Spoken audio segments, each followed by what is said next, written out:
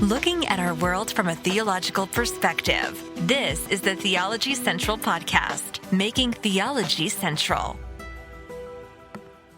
Good afternoon, everyone. It is Wednesday, June the 9th, 2021. It is currently 3:59 p.m. Central Time. I was about to say 2:59, but that would have been incorrect. It is 3:59 p.m. Central Time, and I'm coming to you live from Victory Baptist Church, located right here in Ovalo, Texas. If you are listening to me live, thank you so much for tuning in. If you're not listening to me live, well, thank you for listening. No matter where you're listening, no matter when you're listening, no matter however, it doesn't matter how you are listening, when, where, how, no matter. Thank you very much for tuning in. We greatly appreciate every listen, every stream, every download, every share. We appreciate all the feedback as well. You can always email me at newsif@yahoo.com. Now, I'm going to return to my controversial perspective on a very controversial subject. The subject is critical race theory. We have talked about it in a number of broadcasts, and let me just remind you of my perspective. Now, I know this is controversial. A lot of people have misunderstood my position, but I'm going to stand by my position until something changes my mind. I'm always willing to listen to everyone else's perspective. But I really think I am right on this. I really think I'm right. And maybe every day I become more and more convinced that I am right. All right, if you have been paying any attention, everyone's talking about critical race theory, critical race theory, critical race theory, critical race theory. If I turn on Glenn Beck in the morning, critical race theory. If I turn on Sean Hannity, critical race theory. If you turn on Fox News, critical race theory. If you turn on Christian radio, critical race theory. If you start looking through Christian podcast, critical race theory. Everyone's talking about it. The Southern Baptist Convention, I incorrectly reported last week that that the Southern Baptist Convention would be holding their convention this week. It's actually next week. I apologize for that. We'll be talking about the Southern Baptist here shortly, but the Southern Baptist Convention meeting next week, not this week. Again, I got that incorrect, but meeting next week. Listen, this is very important. They're going to be talking about critical race theory. One of the largest Protestant denominations in the world are getting together, and they're going to be talking about critical race theory. What is going on? Why is everyone talking about it? Why is it so controversial? Again, here is my perspective that is so controversial. I believe critical race theory has become a massive distraction to the American church and to much of Christianity at large. Everyone's talking about it. Everyone is concerned about it. Everyone perceives that the critical race theory is the greatest threat, not only to our country, but it's the greatest threat to the church. And I've said it before, and I'll say it again. I don't think critical race theory as a threat to the church would even make my list of the top 20 threats to American Christianity. I don't even know if it would make the top 20 list. I don't even know if it would make the top 25. I don't even know if it would make the top 30. You know what, to be honest with you, I don't even know it would make the list. Now, I know that I'm possibly incorrect. Typically, when there's something beginning to build very early on, I like to grab onto it and go, okay, look, nobody's paying attention to this. Look, everyone, look right here. This is going to be a threat. This is going to be a problem. But here is one of those situations where I'm one of the lone voices going, why are we worried about that? Why is everyone putting all their attention on that? I think it's more of a distraction than it is a threat. I think the threat critical race theory is bringing to the church is that it's distracting and it's getting us to look at everything, listen, once again, from a political perspective and not a biblical perspective. Now, I have to clarify here because I got a number of emails with people starting to yell at me. I'm not saying critical race theory is good. I'm not making a judgment about it being good or being bad. I'm not going there right now. My point is critical race theory the biggest threat that the church needs to be focused on right now? Is this the threat? Is critical race theory, the battle over critical race theory, is it the battle for the church? Is the church supposed to fight this? To me, critical race theory is an academic theory, I think created in 1974 in the 1970s. It's been around for a very long time, and all of a sudden now it's been given this label as the greatest threat to our country, to civilization. It's become the monster of the movie. It's become the bad guy of the story. And I just think everyone's running around critical race theory. We got to save our country. We got to save our country. And I'm just like, the church is supposed to be focused on that or on something else. I think it's becoming a distraction. Now, I just want to just give you an example. I think it was yesterday. I was in my car. I don't even know where I was going. I don't even know what I was doing. Maybe I was going to get food. I don't remember, but I was going somewhere.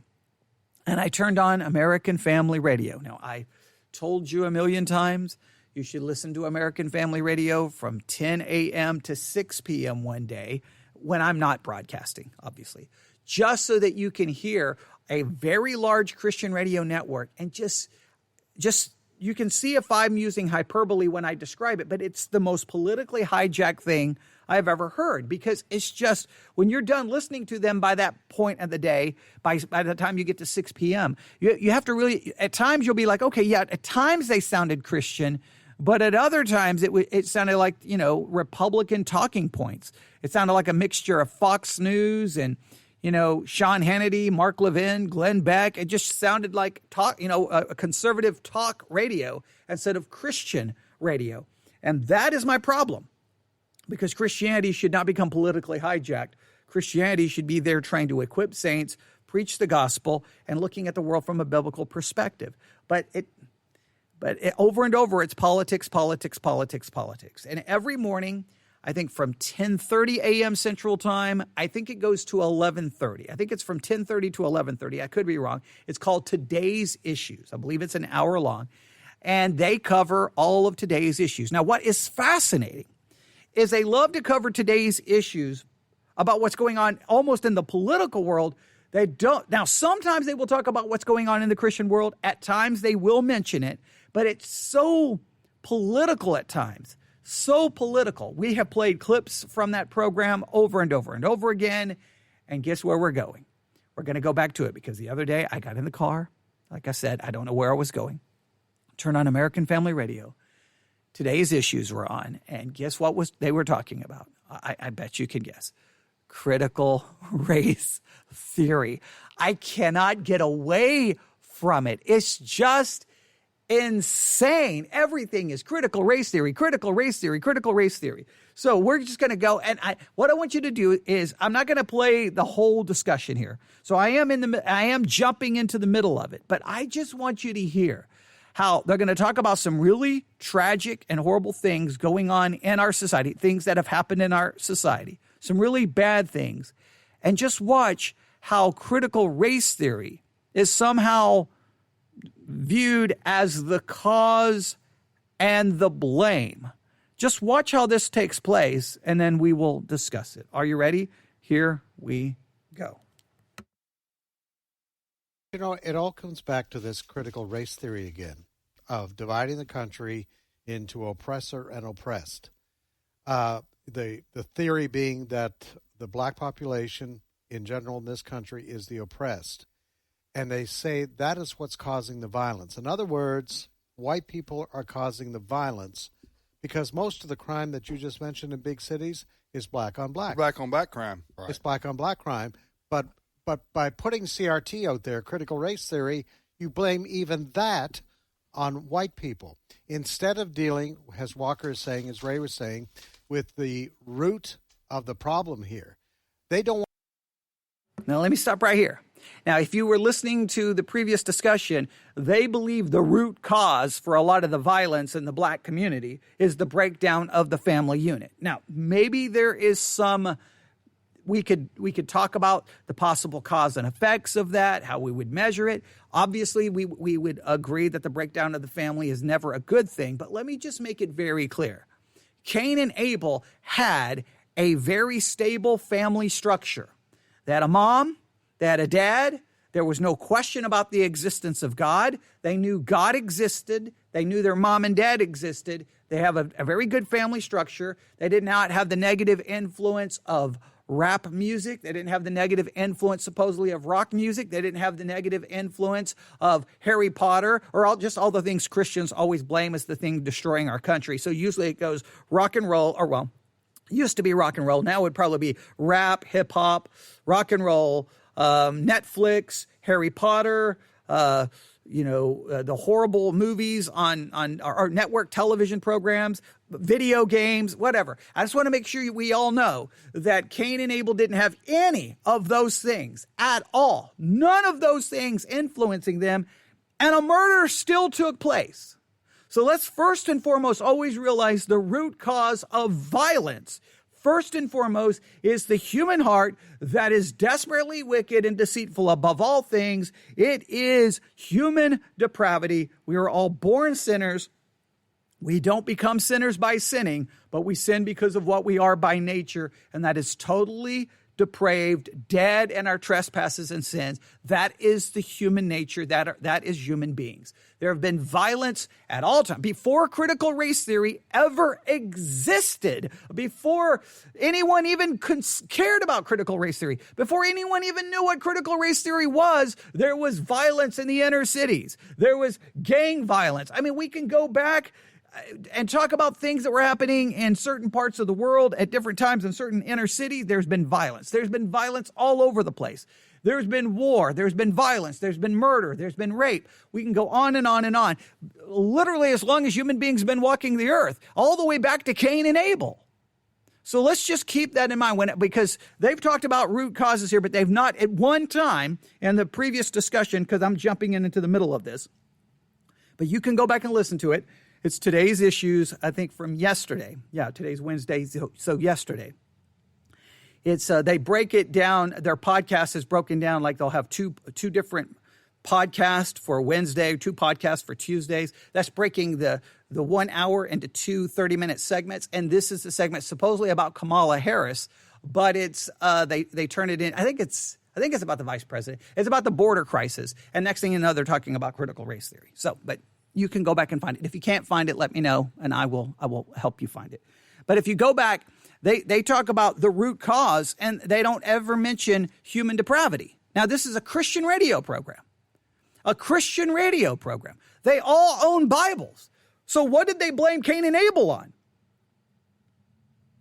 What did they blame that on? What was that? Okay, and if I mispronounced the name of the Vice President of the United States, that was not intentional, and I apologize.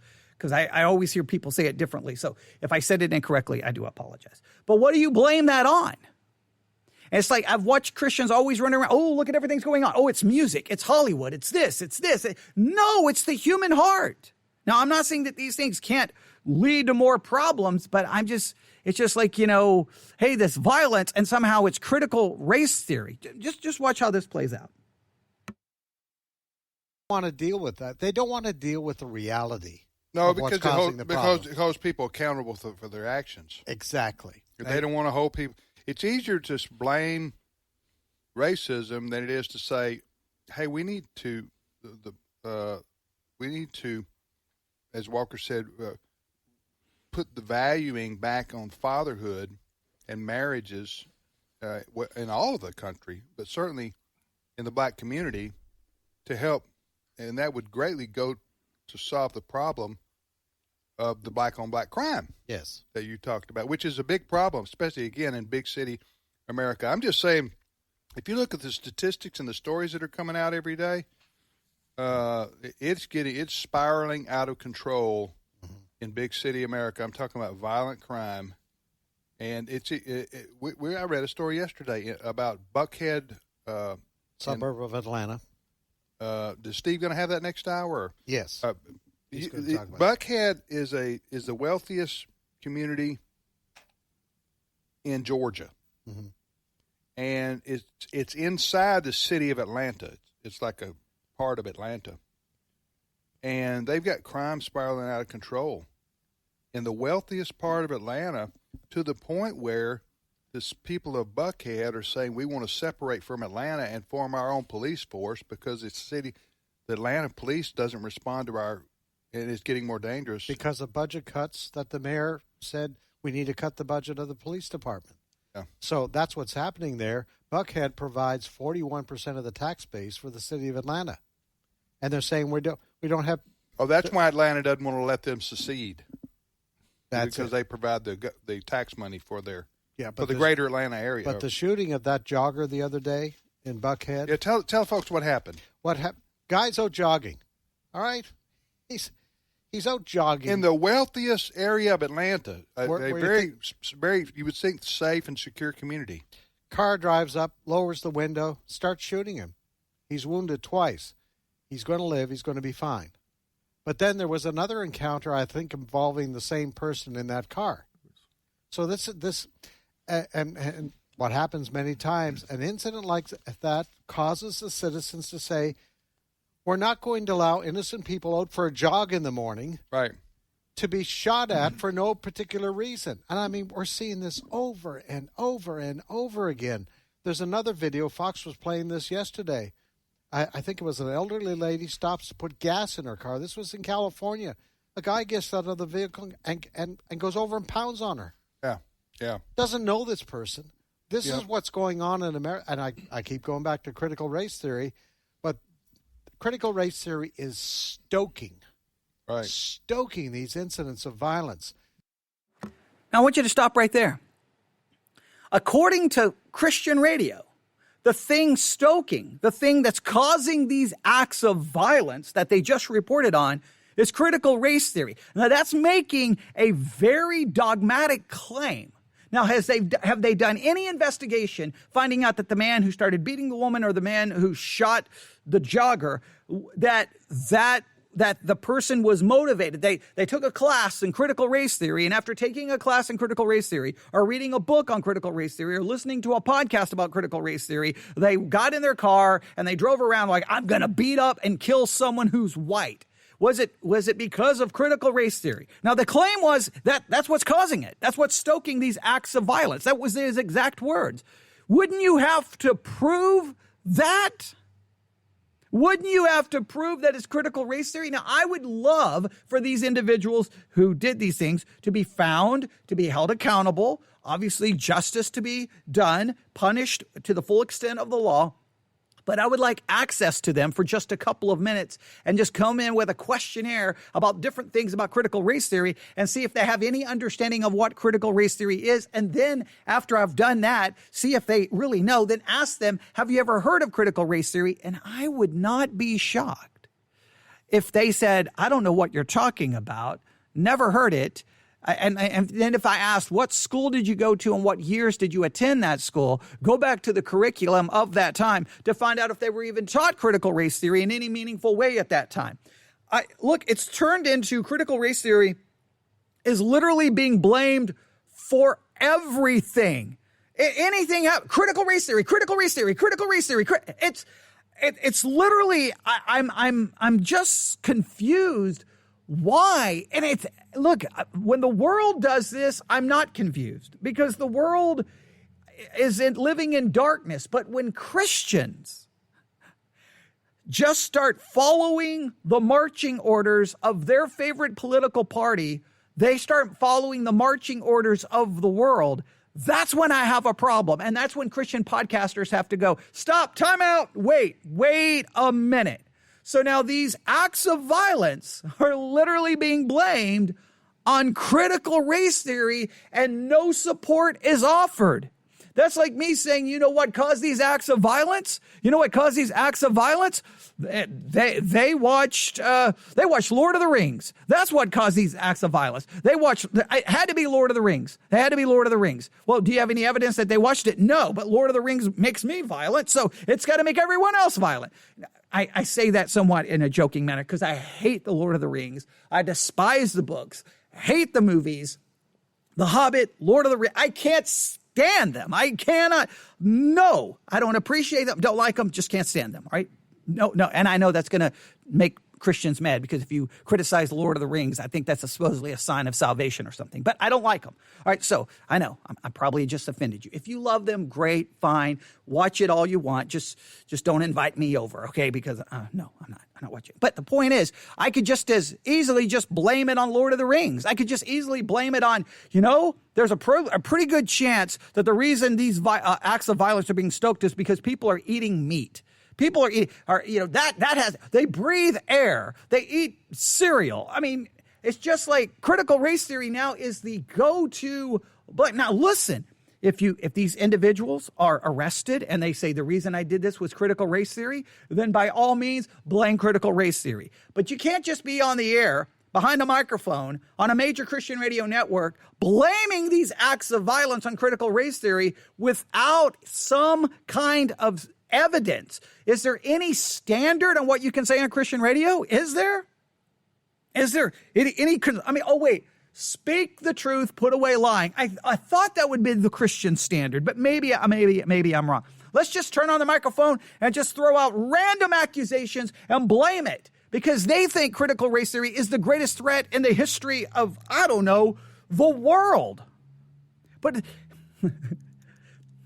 and put it this way, a lot of Christian radio and a lot of conservatives did everything they could to play down the danger of COVID-19. Like COVID-19, no big deal, just the flu. Nobody's dying. The death numbers are inflated.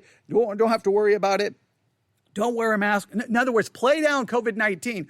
But man, critical race theory, that will kill you. Critical race theory, that will get you shot when you're out jogging in the morning. Critical race theory will get you beat up when you're pumping gas. Critical race theory is far more dangerous than the COVID-19 situation. It's just interesting the way one thing that when people are saying it's a threat, no, that's not a threat. But this is the threat. All right, we'll let him finish up really, really quick here.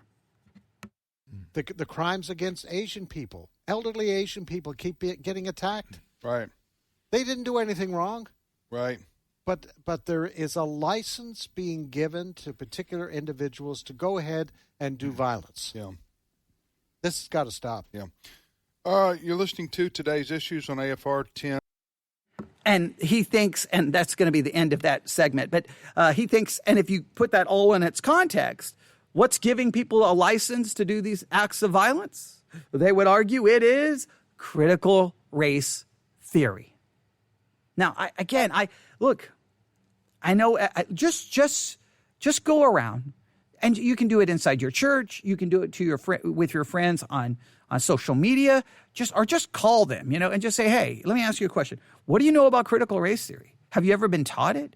Do you know what it is? What are the major points? Does critical race theory give you a license to commit violence against other people? Is that one of the core tenets of critical race theory? Is critical race theory says, hey, if you're of this race, you can carry out acts of violence against white people and Asian people. Is that one of the tenets of critical race theory?